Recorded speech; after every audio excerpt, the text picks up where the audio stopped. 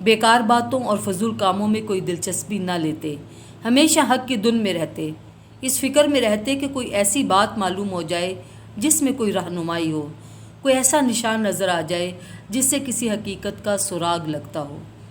گھرانے والوں کے ساتھ عکاظ، مجنہ اور ذی المجاز بھی جاتے۔ یہ عرب کے مشہور بازار تھے جو مکہ کے آس پاس ہی لگتے، پھر لگتے بھی حرمت کے مہینوں میں جن میں جنگ و خون ریزی حرام ہوتی ہوئی جنگیں رک جاتی، انتقام کے بھڑکتے ہوئے شعلے بجھ جاتے، اور یہ حرمت کے مہینے 4 تھے: ذی القعدہ، ذی الحج، محرم اور رجب۔ ان بازاروں میں ہر قسم کی چیزیں بکتی، بیرون ملک سے بھی سامان آتا اور فروخت ہوتا۔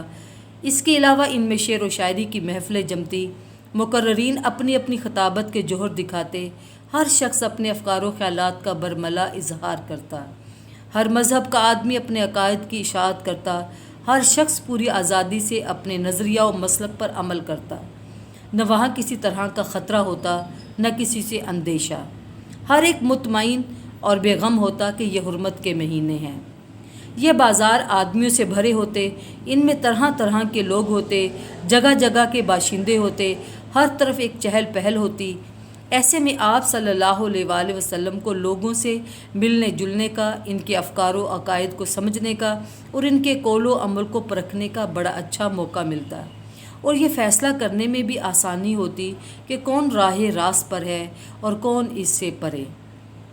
پھر جب آپ تنہائی میں ہوتے اور یکسوئی حاصل ہوتی تو ساری باتیں بارگاہ عقل میں پیش کرتے، جو بات صحیح معلوم ہوتی ذہن نشیں کر لیتے اور جو غلط معلوم ہوتی اسے دور ڈال دیتے۔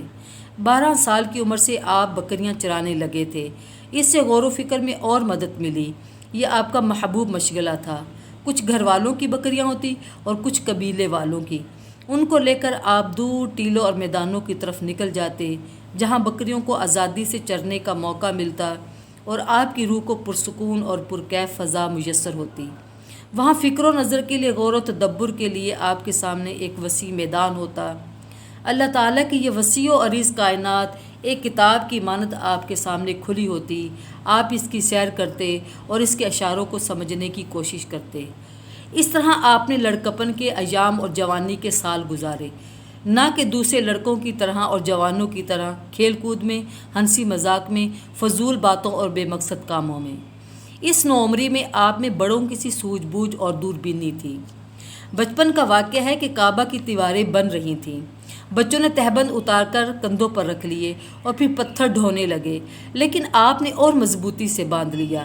چچا نے کہا، بچوں کو دیکھو، اپنے اپنے تہبند انہوں نے کندھوں پر رکھ لیے ہیں اور اب کیسے مزے سے پتھر ڈھو رہے ہیں، تم بھی ایسا ہی کر لو، پھر کندھے نہیں دکھیں گے۔ مگر چچا کے کہنے سے ایسا کرنا چاہا تو مارے غیرت کے آپ بے ہوش ہو گئے۔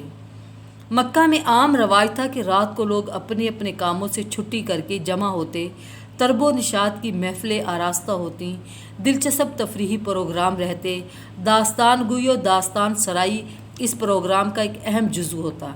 کوئی شخص جس کو اس فن میں کمال ہوتا داستان سنانا شروع کرتا اور لوگ رات رات بھر بیٹھے سنتے رہتے۔ یہ گویا اس زمانے کا کلچرل پروگرام تھا۔ ایک ساتھی نے آپ صلی اللہ علیہ وآلہ وسلم کو بھی ابھارا، محمد، ایک رات تم بھی اس محفل کا لطف اٹھاؤ۔ نوجوانی کا زمانہ تھا، ساتھی نے زیادہ کہا تو آپ تیار ہو گئے۔ وہ آپ کے ساتھ بکریاں چرایا کرتا تھا۔ فرمایا، اچھا آج رات میری بکریاں تم دیکھتے رہنا۔ اور پھر اس تفریحی پروگرام میں شرکت کی غرض سے آپ صلی اللہ علیہ وآلہ وسلم آبادی کی طرف چل پڑے۔ راستے میں کسی گھر سے گیت کی آواز آ رہی تھی۔ آپ صلی اللہ علیہ وآلہ وسلم ٹھہر کر سننے لگے۔ کچھ دیر میں نیند آ گئی اور سو گئے۔ آنکھ کھلی تو دن چڑھ چکا تھا، سورج کی گرمی میں تیزی آ چکی تھی۔ آپ ساتھی کے پاس لوٹ آئے۔ ساتھی نے دیکھتے ہی پوچھا، کہو محمد، رات کیسی گزری؟ آپ نے فرمایا، کیا بتاؤں، جا رہا تھا کہ راستے میں ایک جگہ گیت گانے کی آواز آئی۔ گیت بڑا سہانا تھا، آواز بھی بڑی رسیلی تھی۔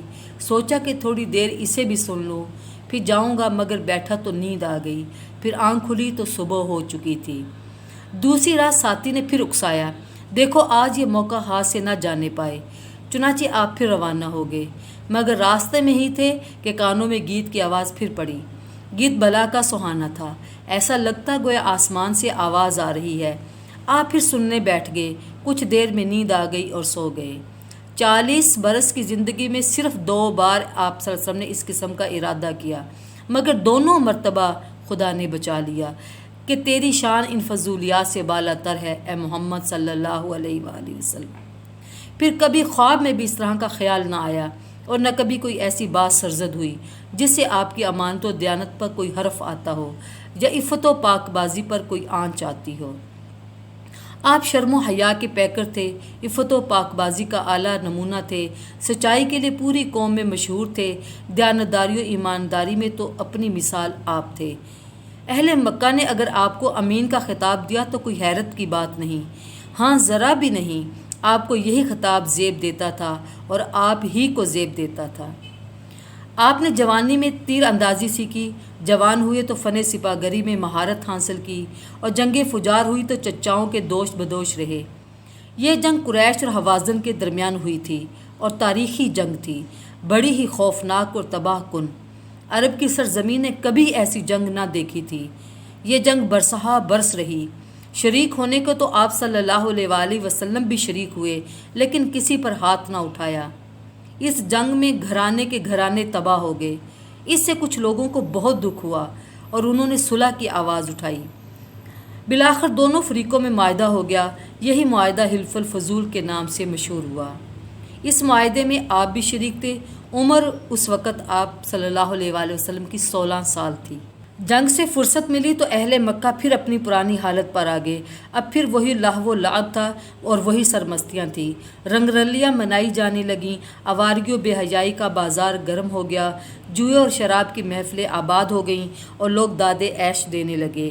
اور آپ صلی اللہ علیہ وآلہ وسلم بکریاں لے کر پہلے کی طرح میدانوں میں نکل جاتے، وہاں کھلی فضا ہوتی اور روح پرور سما ہوتا، آنکھیں بکریوں کی دیکھ بھال کرتی اور روح کائنات کی وسعتوں میں پرواز کرتی۔ یہ تھی آپ کی زندگی، یہی آپ کے شب و روز تھے، یہی آپ کے مشاغل اور دلچسپیاں تھیں، اسی میں آپ کے لیے سکون اور راحت کا سامان تھا۔ تنہا رہنا اور نظام کائنات کا مطالعہ کرنا، ہنگاموں سے دور رہنا اور عالم کے حسن انتظام پر غور کرنا۔ آپ صلی اللہ علیہ وآلہ وسلم کو بس بکریاں چرانے سے مطلب رہتا، صحرا کی فضا میں مزہ آتا، تنہائی اور یکسوئی میں آپ کے ذہن و فکر کی نشو و نما ہوتی، قلب و روح پر معرفت کا فیضان ہوتا اور کائنات کے اسرار منکشف ہوتے۔ اور ابو طالب وہ روزی کی فکر رکھتے، معاشی دوڑ دھوپ میں لگے رہتے کہ ان کا اور بھتیجے کا پیٹ پل سکے اور آسانی سے اولاد کا گزارا ہو سکے۔ ایک دن ابو طالب آپ کے پاس آئے اور بولے، بھتیجے تم جانتے ہو کہ اپنی مالی حالت کیا ہے، ہماری پریشانیاں بہت بڑھ گئی ہیں، ختیجہ دوسروں کو اپنا مال دے کر تجارت کراتی ہے، کہو تو تمہارے لیے بات کروں۔ اس وقت آپ کی عمر 23 یا 24 سال تھی۔ آپ صلی اللہ علیہ وآلہ وسلم نے فرمایا، چچا آپ جو فرمائیں سر آنکھوں پر۔ ختیجہ بہت اونچے گھرانے کی خاتون تھیں، ان کا سلسلہ نسب 5ویں پشت میں قصی تک پہنچ کر آپ صلی اللہ علیہ وآلہ وسلم سے جا ملتا تھا۔ یہ بنی مخزوم کے 2 رئیسوں سے یکے بعد دیگرے بیاہی تھیں۔ وہ دونوں بہت دولت چھوڑ کر دنیا سے رخصت ہوئے۔ پھر قریش کے بہت سے رئیسوں نے شادی کا پیغام بھیجا، لیکن ہر ایک کو ٹھکرا دیا۔ اب وہ تنہا رہتیں، اپنا سرمایہ کاروبار میں لگاتیں، خوب نفع اٹھاتیں اور نہایت خوشحالی کی زندگی بسر کرتیں۔ ابو طالب پہنچے تو وہ تجارت کے لیے کسی آدمی کی فکر میں تھیں۔ ابو طالب نے پوچھا، ختیجہ محمد سے تجارت کرانا پسند کرو گی؟ ختیجہ بولیں، آپ کسی ناپسندیدہ اور غیر آدمی کے لیے کہتے جب بھی مجھے انکار نہ ہوتا، یہ تو اپنے آدمی ہیں اور وہ بھی امین۔ ابو طالب لوٹ کر آپ کے پاس آئے اور آپ سے مخاطب ہو کر بولے، محمد لو اللہ نے روزگار کا انتظام کر دیا۔ شام جانے کے لیے قافلہ تیار ہو گیا، اس میں آپ بھی تھے، آپ کے ساتھ ختیجہ کا غلام میسرہ بھی تھا۔ آپ کے سبھی چچا آپ صلی اللہ علیہ وآلہ وسلم کو رخصت کرنے آئے۔ ابو طالب آگے آگے تھے۔ ان لوگوں نے جدا ہوتے وقت بڑے پیار سے کہا، خدا یہ سفر مبارک کرے، تجارت میں خوب برکت دے اور خیریت سے واپس لائے۔ میسرہ کو بھی وصیت کی کہ دیکھو میسرہ، محمد کا خیال کرنا، کوئی تکلیف نہ ہونے دینا۔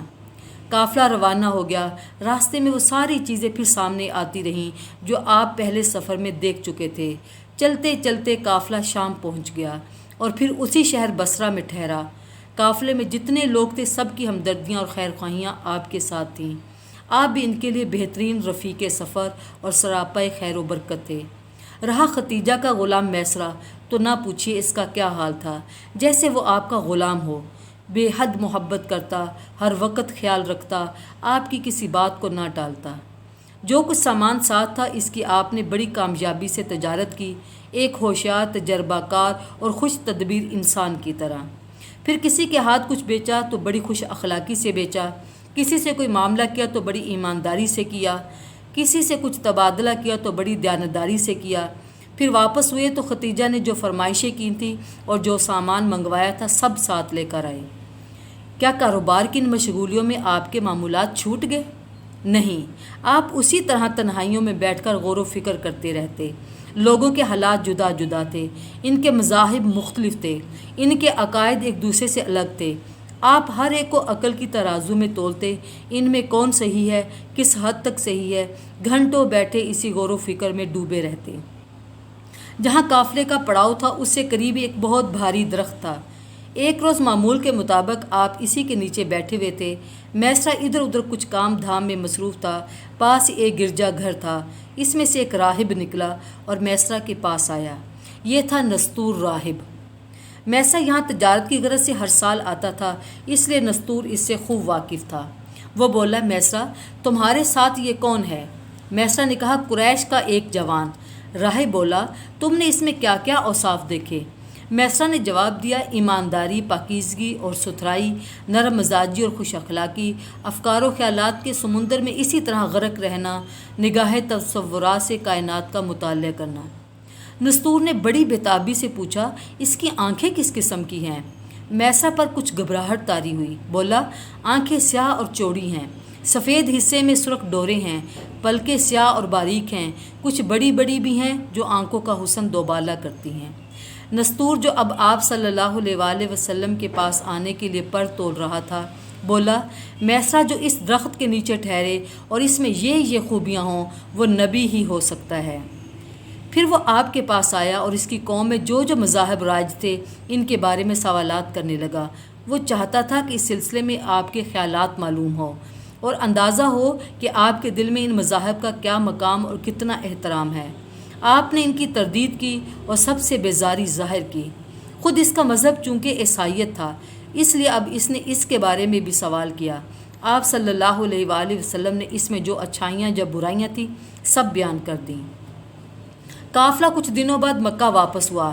مر الزہران پہنچا تو میسرہ نے کہا، محمد لپک کر ختیجہ کے پاس جاؤ، انہیں کامیابی کی خوشخبری سناؤ۔ چنانچہ آپ اونٹ پر روانہ ہو گئے اور دوپہر ہوتے ہوتے مکہ پہنچ گئے۔ ختیجہ اس وقت بالا خانے میں تھیں اور ٹھنڈی ٹھنڈی ہواؤں کے مزے لے رہی تھیں۔ اچانک کیا دیکھتی ہیں کہ ایک اونٹ پر کوئی سوار ہے اور اونٹ ریگزار کی تپتی ہوئی ریت پر مہوے رفتار ہے، بالکل ہوا کا مقابلہ کر رہا ہے۔ ختیجہ نے سوار پر نظریں گاڑ دیں کہ پہچانے کون ہے۔ وہ سوار کچھ اور قریب ہوا، کچھ اور قریب ہوا، دیکھا تو محمد صلی اللہ علیہ وآلہ وسلم ہیں۔ ان کے گھر کی طرف بہت تیزی سے بڑھ رہے ہیں۔ آپ دروازے پر پہنچے تو ختیجہ نے بڑے خلوص سے استقبال کیا اور خیریت سے واپس آنے پر خوشی کا اظہار کیا۔ پھر آپ صلی اللہ علیہ وآلہ وسلم نے بڑے اچھے انداز سے سفر کا پورا حال سنایا، کاروبار کی بھی رودات بیان کی کہ کیا بیچا، کیا خریدا اور کتنا نفع اٹھایا۔ ختیجہ پورے شوق اور دلچسپی سے ساری داستان سنتی رہیں، دل ہی دل میں اشش کرتی رہیں۔ آپ کی باتوں سے انہیں بڑی خوشی ہو رہی تھی، آپ کی خوش کلامی ان کے دل کو بھا رہی تھی اور آپ کی ایمانداری اور سچائی ان کو مو رہی تھی۔ پھر اس بار تجارت میں بے انتہا برکت ہوئی، اتنی کہ اور کبھی نہ ہوئی تھی۔ اس سے بھی وہ بہت متاثر تھیں۔ پھر میسرہ آیا، اس کی زبانی آپ صلی اللہ علیہ وآلہ وسلم کے حالات سنے تو دل خوشی سے لبریز ہو گیا، اور پھر اتنی حیرت اور مسرت ہوئی، اتنی ہوئی جس کا کوئی ٹھکانہ نہ تھا۔ میسرہ نے بتایا کہ آپ صلی اللہ علیہ وآلہ وسلم نے کس طرح تجارت کی، معاملات میں کتنی سچائی اور ایمانداری دکھائی، اور پھر کس قدر ان کے مال تجارت کی فکر رکھی اور جان و دل سے اس کی حفاظت کی۔ پھر راہب نستور کا واقعہ سنایا اور آپ صلی اللہ علیہ وآلہ وسلم کے بارے میں اس نے جو خوشخبری دی تھی وہ بھی سنائی۔ پھر بولا، ایک واقعہ اور ہوا جس میں میں حیران رہ گیا۔ سفر سے ہم لوگ واپس ہو رہے تھے، میرے ساتھ 2 اونٹ تھے، دونوں تھک کر جواب دے چکے تھے اور میں بہت پیچھے تھا۔ اندیشہ ہوا کہ کہیں قافلہ آگے نہ بڑھ جائے اور میں تنہا نہ رہ جاؤں۔ چنانچہ جلدی سے میں محمد کے پاس گیا اور ان کو سارا حال بتایا۔ یہ سن کر پہلے تو انہوں نے دونوں کے پیر سہلائے، پھر نکیل ہاتھ میں لی اور ان کو ہنکایا، اور اب وہ اس طرح اچھلنے لگے جیسے کچھ ہوا ہی نہ تھا۔ ختیجہ بہت حیران ہوئیں اور بولی، بھائی ان میں تو بڑی عجیب و غریب خصوصیات ہیں۔ اب ناممکن تھا کہ ختیجہ کسی وقت آپ صلی اللہ علیہ وآلہ وسلم کو بھول جائیں یا آپ ان کے ذہن سے اتر جائیں۔ جہاں ہوتی آپ ہی کا تذکرہ کرتی، جس سے ملتی آپ ہی کے گن گاتی۔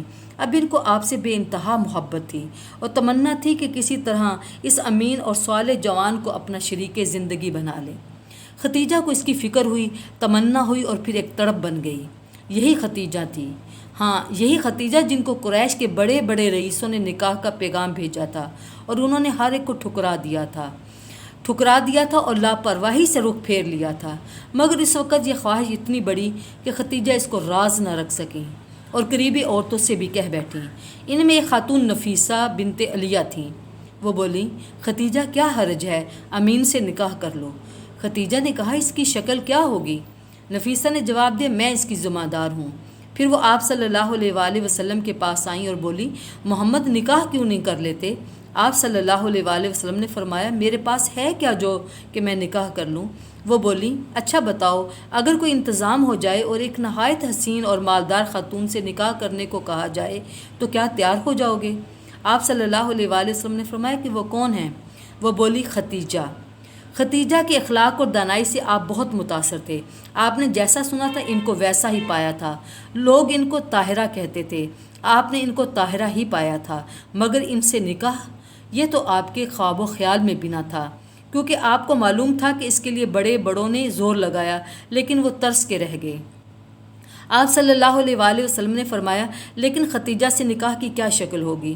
نفیسہ نے آپ کو بھی وہی جواب دیا کہ یہ میرے ذمہ ہے۔ پھر آپ صلی اللہ علیہ وآلہ وسلم ابو طالب کے پاس پہنچے اور ان سے سارا ماجرا کہہ سنایا۔ ابو طالب نے سنا تو سخت حیران ہوئے، مگر آپ کی زبان سے کبھی جھوٹ یا غلط بات بھی نہیں سنی تھی، اس لیے انکار بھی نہ کر سکتے تھے۔ البتہ بولے، تعجب ہے بیٹے، ختیجہ قریش کی معزز خاتون، مال و دولت و جاہ و منصب والوں کو ٹھکرا دے اور تم کو اپنا شوہر بنانا پسند کر لے۔ پھر بولے، لیکن بیٹے، اگرچہ تم مال کے کنگال ہو پر شرف و عزت سے مالا مال ہو۔ آپ صلی اللہ علیہ وآلہ وسلم نے فرمایا، چچا، نہ مجھے مال کی ہوس ہے نہ اس کی ضرورت۔ پھر ابو طالب نے بھائیوں کو ساتھ لیا اور ختیجہ کے چچا عمر بن اسد کے پاس پہنچے۔ ان کے بھائی عمر بن خیلد سے بھی ملے اور آپ کی طرف سے ختیجہ کے نکاح کا پیغام دیا۔ وہ دونوں اسی دم تیار ہو گئے۔ اس طرح چٹ پٹ شادی کا دن طے ہو گیا۔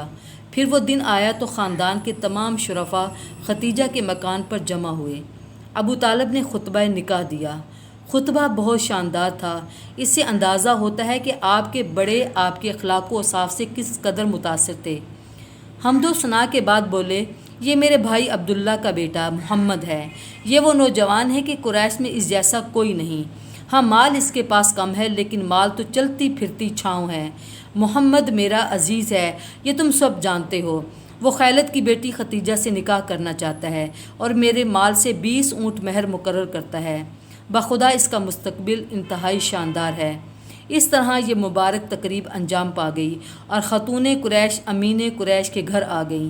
اس وقت حضور اکرم صلی اللہ علیہ وآلہ وسلم کی عمر مبارک 25 سال 2 ماہ 10 دن تھی اور بی بی ختیجہ کی عمر 40 سال تھی۔